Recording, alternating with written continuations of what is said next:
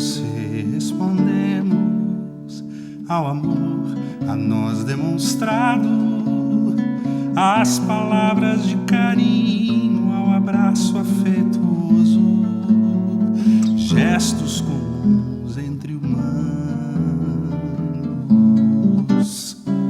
Eu e você conhecemos só o amor baseado na troca, que perdura se a resposta aos padrões mais elevados que jamais atingiremos.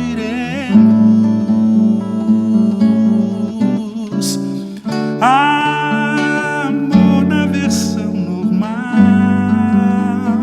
que costumamos ver como algo tão banal. A fonte de todo bem, duro é ter que dizer, vai muito mais além do amor convencional.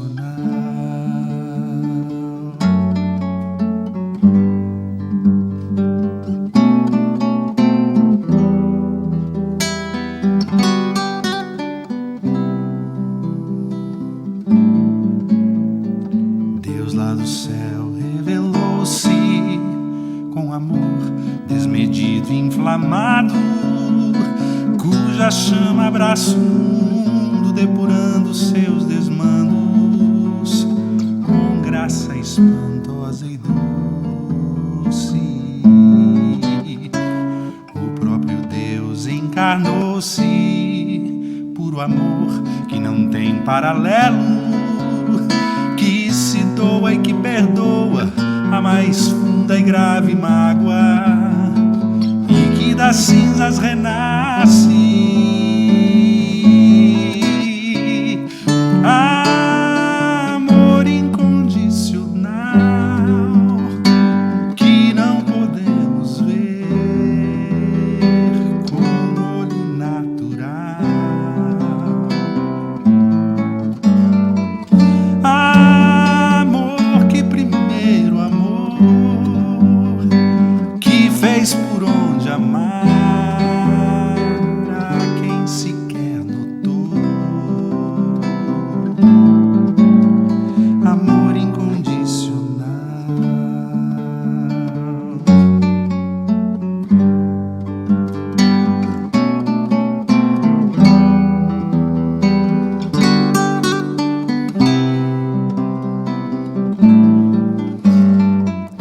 Amor que primeiro amor, que fez por onde amar a quem sequer notou. Amor incondicional.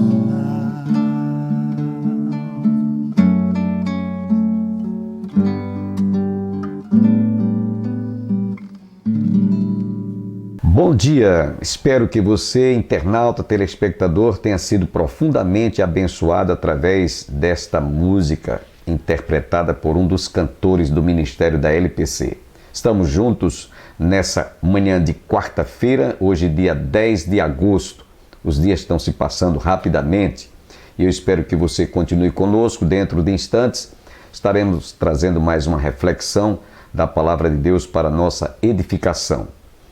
Nessa oportunidade eu gostaria de orar por você que está conosco. Eu não sei o problema que você está passando, talvez você esteja com seu coração enlutado, perdeu um ente querido, você pode estar também sofrendo de alguma dessas doenças, de uma dessas viroses, chikungunya, zika, dengue ou a covid, e você precisa realmente de restabelecer a sua saúde. Eu queria orar por você agora, para que você se sinta fortalecido. Você que está conosco, talvez até no presídio, recebendo o sinal através do nosso programa. Eu vou orar também por você para que Deus abençoe a sua vida e o seu coração e Ele possa lhe trazer libertação. Vamos orar.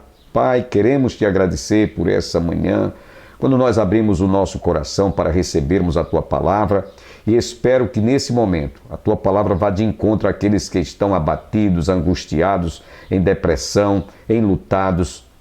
Te pedimos por aqueles que estão hospitalizados e também por aqueles que estão enfermos, ó Pai, acometidos de uma destas viroses. Restaura a saúde, cura, Senhor. Te pedimos também por aqueles que estão nos presídios, que porventura estejam ligados conosco agora, que Tu abençoes a sua vida, o seu coração, que eles possam sair desta prisão, ó Deus, livres e libertos através da Tua palavra.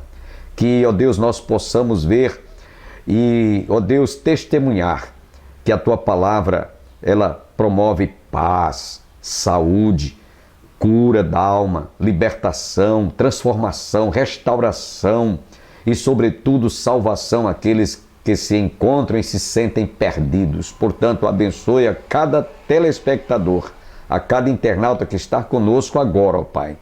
E fala ao nosso coração mais uma vez através de toda a explanação da Tua palavra, em nome de Jesus. Amém. Que você fique agora com esta reflexão para a sua edificação e para o seu alimento espiritual.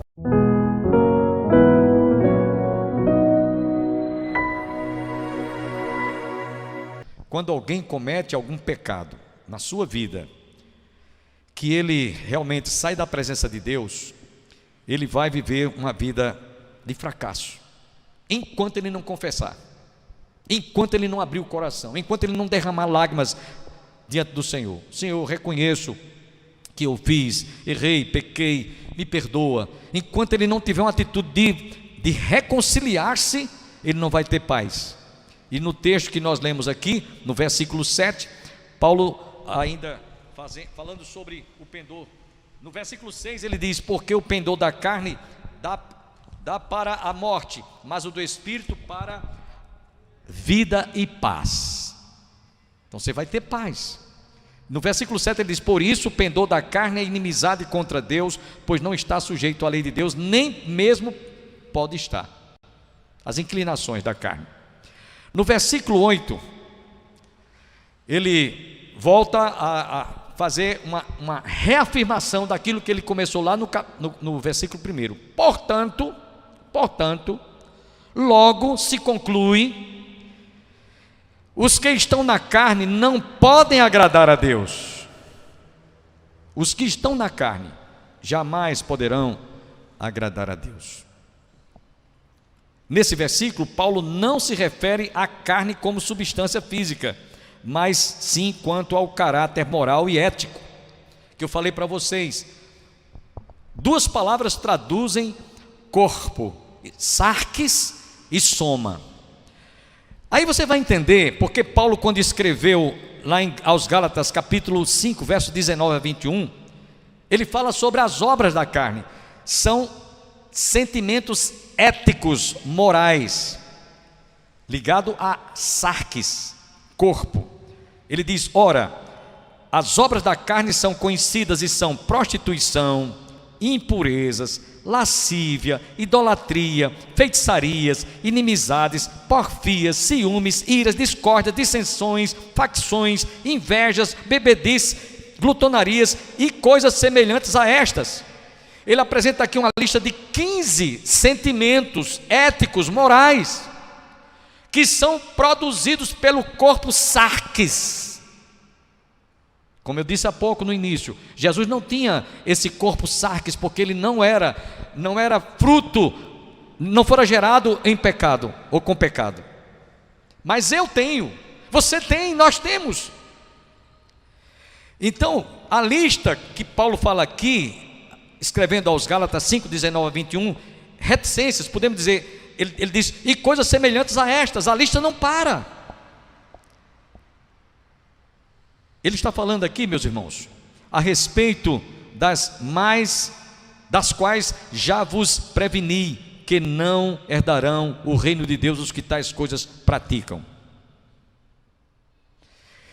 Lembrando que após a nossa morte em Cristo, lá na cruz, nós andamos agora não segundo a carne, mas segundo o Espírito. A lei física que é uma lei da física, não permite que um corpo ocupe dois lugares simultaneamente. Não é verdade? Então preste atenção, vamos aplicar isso aqui. Trazendo isso para o mundo espiritual, não podemos estar ocupando dois espaços no nosso coração, alimentando sarques e soma. Não podemos. Trazendo aqui a lei física, dentro da física, um corpo não pode ocupar dois cantos. Por exemplo, a gente teve um fato assim muito estranho com aquele suposto, né? Suposto que ele praticou um atentado contra o presidente, né? Então, no momento em que ele estava cometendo lá aquele crime da facada, havia um álibi que ele estava lá em Brasília. Isso todo mundo sabe disso. Havia um álibi que ele estava em Brasília para livrar o flagrante de que ele não tinha sido o autor daquele crime de atentado contra o presidente Bolsonaro. Isso eu estou citando aqui apenas como ilustração. Quer dizer, o sujeito estava lá no Espírito Santo, mas ao mesmo tempo estava lá em Brasília. Isso não podia acontecer. Então, trazendo isso aqui para a gente, é como se o corpo sarques, eu não posso estar alimentando o corpo sarques, que são sentimentos éticos e morais, e ao mesmo tempo procurando viver uma vida que agrade a Deus. Não pode. Por isso que Jesus disse: não podeis servir a dois senhores, porque ou há de agradar a um e desprezará o outro, ou se devotará a um e desprezará o outro.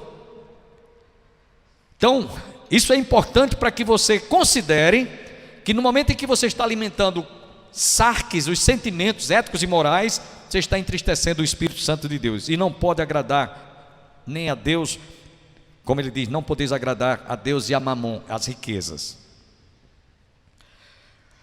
Estamos na reta final, irmãos. No versículo 9 desse capítulo, Paulo continua: vós, porém, não estáis na carne, mas no Espírito, se de fato o Espírito de Deus habita em vós. E se alguém não tem o Espírito de Cristo, esse tal não é dele. Nesse versículo 9 e o versículo 10, nós vemos a evidência da Trindade, Pai, Filho e Espírito Santo, atuando, trabalhando, presente na nossa vida, para que nós não venhamos a alimentar pecados mais, embora existentes, presentes em nossa vida, melhor diria. Por isso que ele diz: vós, porém, não estáis na carne, mas no Espírito. De fato, o Espírito de Deus habita em vós. E se alguém não tem o Espírito de Cristo, esse tal não é dele. Deixe-me lembrar aqui uma coisa para vocês. Quando Jesus chegou lá no Evangelho de Mateus, ele disse: se teu olho te fizer pecar, arranca-o. É melhor você entrar cego no reino de Deus do que com os teus dois olhos seres lançados no inferno. Como ele também diz: se tua mão te faz tropeçar, corta. É melhor você entrar no céu manco e aleijado do que você ir com todo o corpo lançado no inferno. Se teu pé te fizer tropeçar, amputa o pé. Será que Jesus estava dizendo isso? Não. Ele estava falando sobre corpo sarques. Se eu estou usando minha mão para roubar, para tirar o que é alheio, eu devo tirar esse sentimento de roubalheira do meu coração, da minha mente. Eu não posso alimentar, devo cortar o mal pela raiz. É nesse sentido que Jesus diz: corta, arranca. Ele não mandou: se teu olho te fizer tropeçar, arranca. Vai lá no oftalmologista, manda amputar, manda tirar o olho. Não, não é isso que Jesus estava dizendo. Está falando corpo sarques. E nessa perspectiva, as inclinações morais, porque soma é corpo físico, sarques é que leva o meu corpo a praticar roubo, adultério, fornicação, prostituição, mentira, inveja. O meu corpo é que vai ser conduzido pelos sarques, que também quer dizer corpo, sentimentos. Inclinações morais, natureza pecaminosa, esses pecados, meus irmãos, é que nos fazem tropeçar.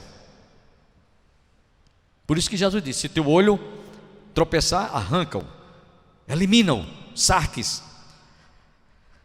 Eu estava lendo um comentarista e ele usou uma ilustração interessante. Ele disse que o dinheiro tanto pode ser usado para o bem como para o mal. Então ele está dizendo, o nosso corpo, quando a gente alimenta esses sentimentos éticos e morais, tanto poderá ser prejudicial para o mal, como se nós tivéssemos também pensando sobre o fruto do Espírito, que está lá em Gálatas capítulo 5, verso 22 em diante.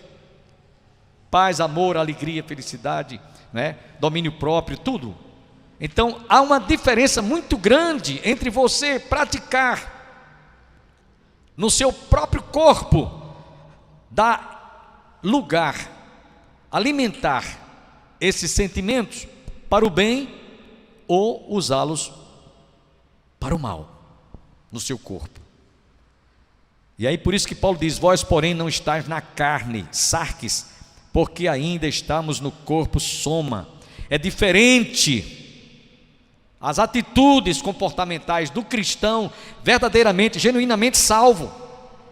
Essa é uma das provas, irmãos, de que alguém realmente nasceu não de novo, se é novo ou não, nova criatura. As coisas velhas já passaram, tudo se faz novo.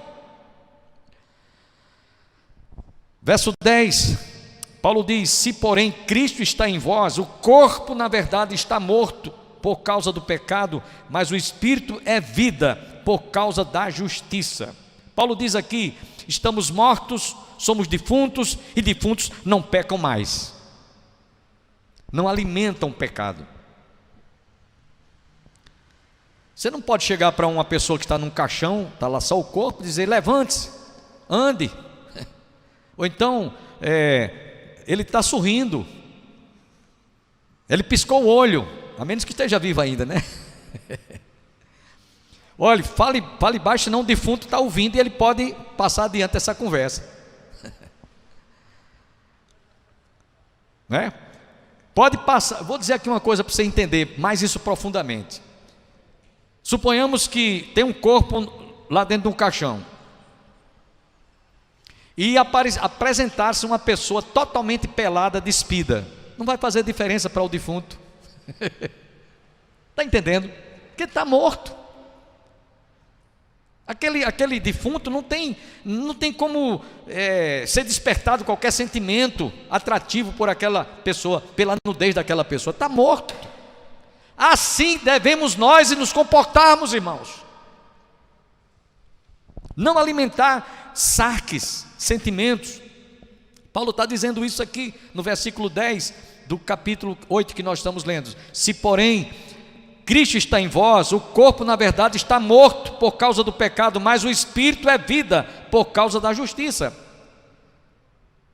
No verso 11, Paulo continua dizendo: se habita em vós o Espírito daquele que ressuscitou a Jesus dentre os mortos, esse mesmo que ressuscitou a Cristo Jesus dentre os mortos, vivificará também o vosso corpo mortal, por meio do seu Espírito que em vós habita. É bom, meus irmãos, a gente pensar que do mesmo modo como Jesus morreu, foi crucificado e ressuscitou ao terceiro dia, Paulo diz isso aqui, que também nós receberemos um corpo glorificado. Esse corpo mortal será revestido de imortalidade. O que hoje o que nós fazemos ou pecamos ainda, Paulo diz que o que é mortal se revestirá de imortalidade. Nós receberemos um corpo glorificado. O que é corruptível se revestirá de incorruptibilidade. É assim que Paulo defende isso, e ele mostra isso em vários textos. Eu vou pedir inclusive para que você que está em casa nos acompanhe nessas leituras que eu vou fazer. Segunda carta de Paulo aos Coríntios,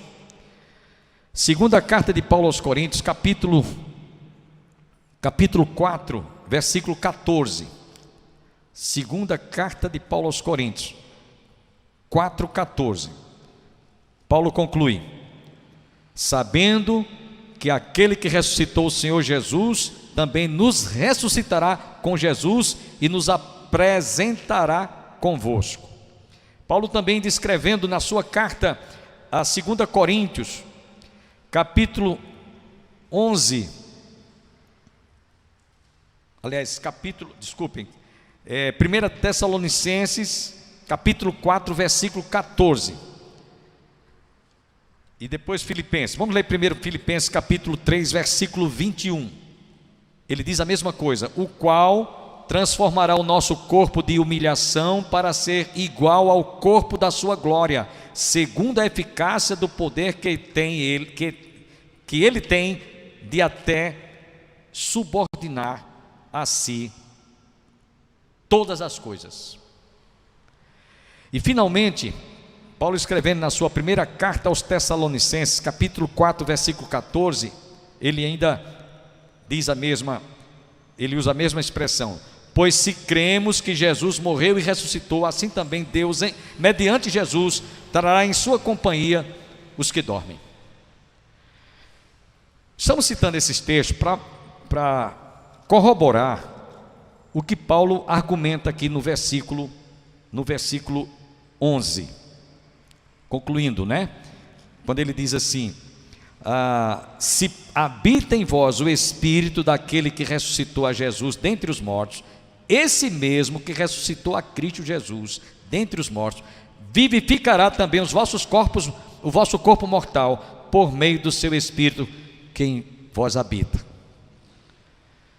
Nós temos essa esperança, nós temos essa certeza de um dia deixarmos este corpo que ainda, infelizmente, ainda sofremos a influência da presença do pecado. No versículo 12, estamos terminando, ele diz: assim pois, irmãos, somos devedores não à carne, como se constrangidos a viver segundo a carne. O que é que Paulo está querendo dizer com isso aqui? Viver na carne, sarques,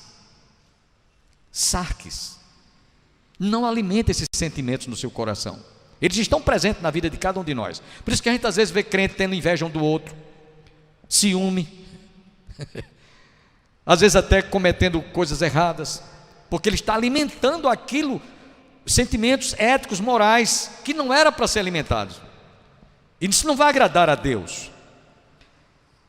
Viver na carne, meus irmãos, é mais para o homem sem Cristo, que não conhece Jesus, que não foi transformado, que não se tornou uma nova criatura. É mais para quem é o homem carnal, o homem natural. Porém, desde o dia em que nós nascemos de novo, não se pode viver e andar na esfera da carne e do espírito simultaneamente. Como eu disse, um corpo não pode, dentro da física, um corpo não pode ocupar dois lugares simultaneamente. Ou está num canto ou não pode estar no outro. É a mesma coisa com relação à nossa vida espiritualmente. Não devemos, meus irmãos, alimentar essas coisas que realmente desagradam a Deus. Nós que nascemos de novo, devemos andar e viver na esfera do Espírito e não da carne. Ou uma coisa ou outra. Você vai alimentar uma coisa ou outra.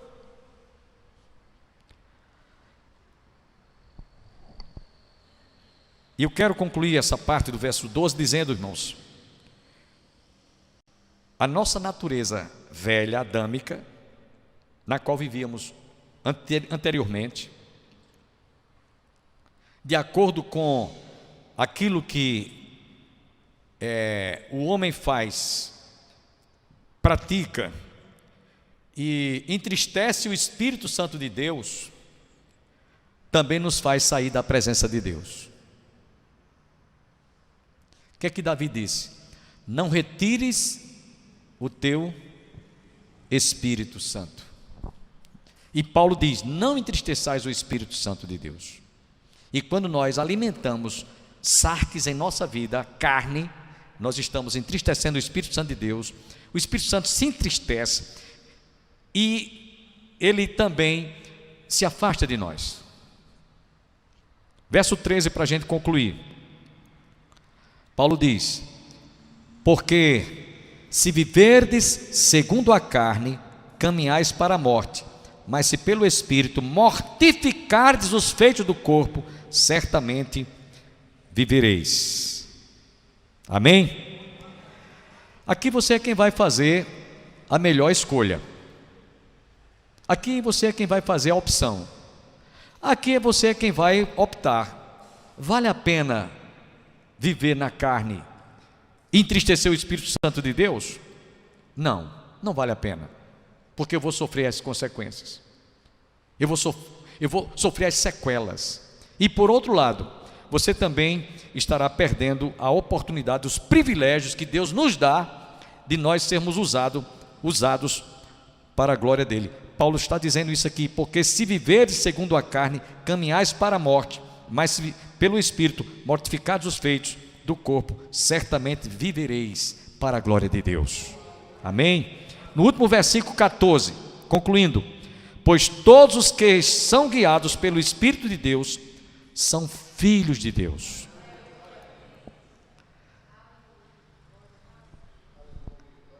Deus vai tratar conosco, ou tem tratado conosco, como filhos da luz e não como filhos das trevas.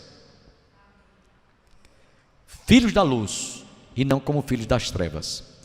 E Deus, como Pai, Ele vai tratar conosco quando errarmos ou quando pecarmos, para nossa correção e disciplina.